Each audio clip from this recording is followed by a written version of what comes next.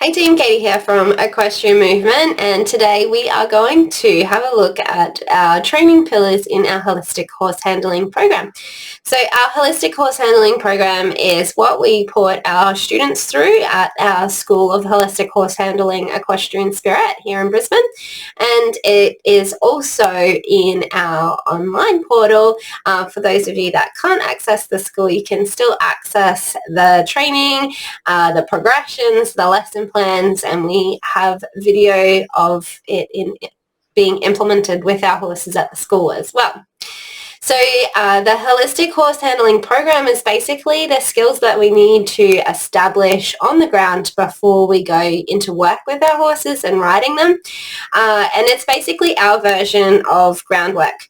Quite often people working through their groundwork skills will, come to me and say they're having this problem, that problem, they can't get their horse to do this or to do that, or they're having behavioural issues with their horses, and so I'll go out to do a lesson with them to see where we're stuck and how we're going to work through it. And what most people do with their groundwork is that they just are ticking boxes. Yep, check, I can get my horse to do this. Yep, check, I can get my horse to do this. Yep, check, I can get my horse to do this. And that's really not what we're trying to do with our groundwork skills. What we're trying to do with our groundwork skills is use them as part of a conversation that we're having with our horse to better understand them and for our horse to better understand us. So I'm going to take you through our training pillars so that you understand what you're supposed to be doing with your groundwork and not just ticking the boxes for the things that you can make your horse do. So this is what our holistic horse handling program looks like. This is each pillar that we work on: safe, secure and connected. And then the next pillar we work into is compassionate leadership, communication and cueing, emotional agility, and then that's when we're ready to go to work with our lesson plans for the different things that we need our horse to be able to do on the ground, for example, horse husbandry and whatnot. And then going into the saddle, we've got our confident trailblazer, and then our working towards our equestrian athlete. So the going to work is more of your goal-orientated stuff, or just, the basic handling required to just give your horse the basic horse husbandry requirements and care, like grooming, hoof picking, vet care, worming, those kinds of things that are you just need to be able to do with your horse for their horse welfare and well-being in the holistic horse handling program. And then when it comes to our Confident Trailblazer program, that is what I've basically put together as like bare minimum requirements of, having a horse that enjoys carrying you and enjoys you riding them. We have a riding school that we teach this too. So some of our students don't want to learn, the more intricacies of how the horse should carry itself for soundness. They just want to know what the bare minimum is to have a horse that wants to look after them. So that's our Confident Trailblazer, and then our Equestrian Athlete goes into detail about the different exercises and how to use them to create a sound, physically sound horse. Not just physically sound, but also athletic, willing and enjoying exercise and movement. So our holistic horse handling program focuses primarily on these 4 foundational skills, which is what we're actually trying to do with our ground work. So quite often you'll see, your list of exercises, your training scale of exercises from different groundwork trainers, and it's more about just ticking the box of being able to get your horse to do a specific exercise. But what we want to put forward is that is not a purpose of your groundwork. The purpose of your groundwork is that your horse gets to know you, you get to know your horse, you figure out how to work best with each other, and that allows you to scale to the bigger challenges, because you know how to communicate with each other, and you understand each other, and you get each other. So and you can see here where while we're kind of like working up the scale, as you progress into each skill set, it's going to round out and give you a more rich foundation, a deeper understanding of what these foundational levels look like as you scale up your challenges. And so initially what we're looking at is safe, secure and connected. Does your horse feel safe to relax around you? And how deep can they relax around you? So that is absolutely key and foundation to having a horse that understands how to look after you. Is firstly, they just need to be able to feel safe. They need to feel that you aren't the threat. And so this is where it leads into compassionate leadership. And I honestly think that our compassionate leadership skills is probably the most challenging experience that we have when we're working with our horses, because it's one thing to show up as a leader when you're just in the paddock with your horse and you're doing your relaxation cues and your relaxation work with your horse, but then to show up as a leader that is confident in giving your horse direction and your horse is confident in taking direction from you. You know, as you start to challenge what you and your horse are doing together, this is where our compassionate leadership really gets challenged. And so the more we ask of our horse, the more we have to develop these compassionate leadership skills.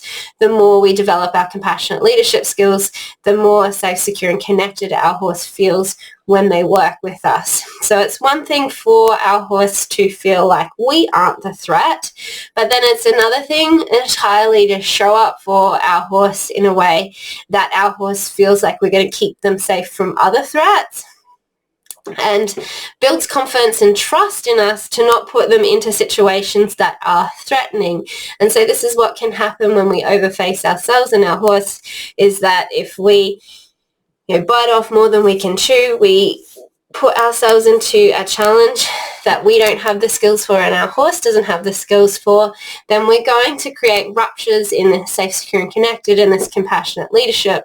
And so that's where we're going to see behavioural issues where our horse is just communicating that they don't have confidence in us, they don't trust us, they don't want to take direction from us because we have put them into situations and challenges that they aren't ready for and they don't have the skills to navigate. So this is what we're looking at in our holistic horse handling program. We have our groundwork skills that establish compassionate leadership with our horse, but then it's also, having the self-awareness of when you and your horse are ready for the next challenge, when you may need to just focus on some foundational skills so that you become more prepared.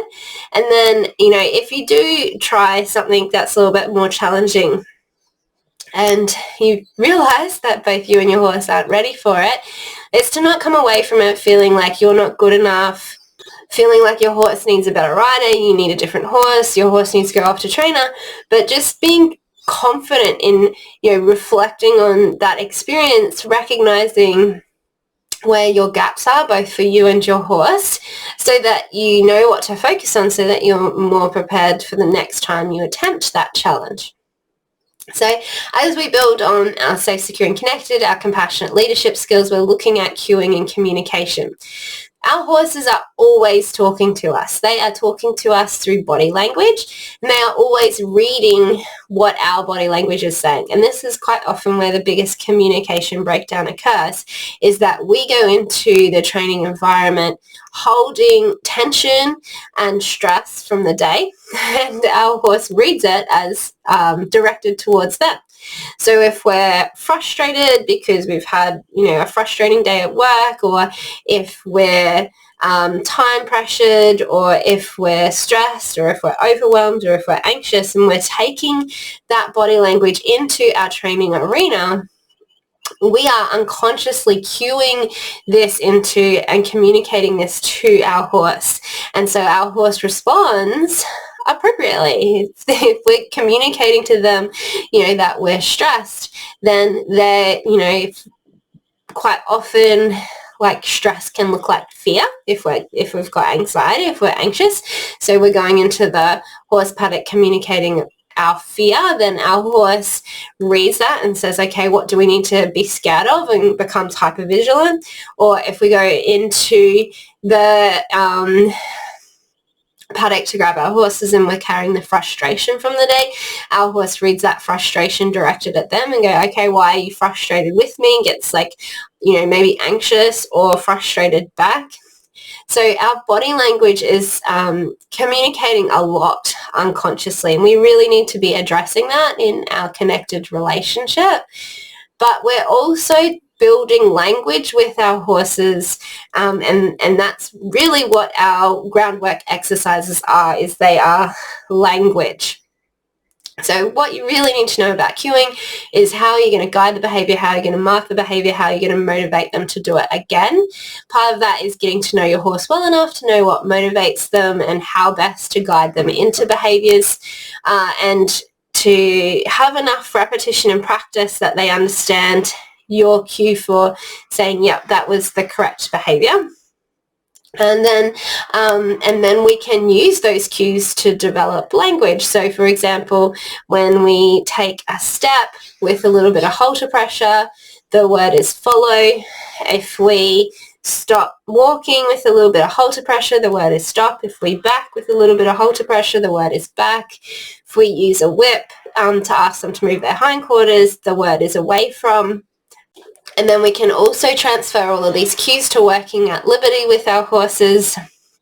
We can develop vocal cues where they understand the response that we want from the word that we use. And so then we're building out language with our horses so that we're better able to guide them into the behaviours when we go towards those bigger challenges, so we can make them feel more safe to relax because they understand us and we show up better as compassionate leaders.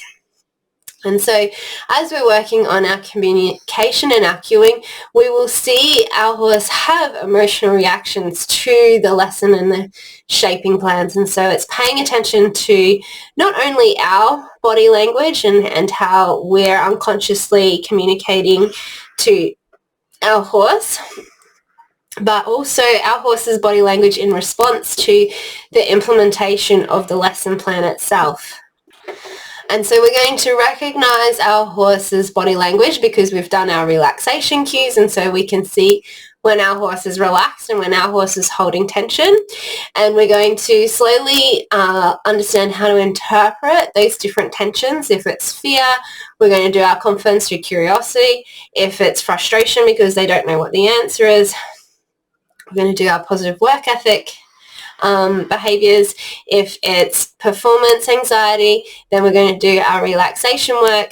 There's lots of different emotional responses that our horses can have to us in our implementation of the training, and so that's where we can better show up as a compassionate leader by being able to read that emotional reaction that our horse is having in response to us and the challenges that we're putting them into, and then communicating to them that it's okay and that we are going to help them shift that emotional state to be a more positive experience of that lesson plan that we are implementing. So we're kind of working up and we're working down this training scale, and in the process we're going to be using our general horse husbandry skills, the things that we're going to want our horse to do in response to the work that we need to do with them. And then, if we're working on a particular behaviour that we need from our horse and the wheels are starting to come off and things aren't working, then we can come back and we know where to start. Does your horse feel safe to relax? Do they feel like you aren't the threat? Is your horse confident in seeking direction from you? Are you confident in giving direction to your horse? Is your cueing and your communication clear? Does your horse understand what you are asking of them? How is your horse emotionally reacting unconsciously to, what you're asking them to do? Or how are you reacting unconsciously to what you are asking your horse to do or how your horse is responding to you? Are we connected emotionally within this moment and creating a positive outcome and positive experience for both us and our horse? And then we can go back into what we are working on with the different behaviors that we're trying to shape out from our horse.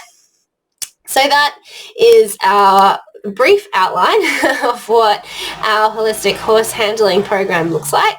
If this looks like something that you would love access to, if this would really help shine, the light down the tunnel, it can be very confusing and conflicting to have so many different people that you're following and not knowing who's right, who's wrong, because everybody has a different how, and not sure how to implement it yourself. This is what we try to do in our holistic horse handling program. A lot of the how that you get taught is really in our cueing and communication skill set. So our how is how we're going to guide the behavior, how we're going to mark the behavior, how we're going to motivate them to do it again. And so when we look at, say, natural horsemanship, we can see that in our operant conditioning falls into negative reinforcement. We can see our clicker training falls into positive reinforcement.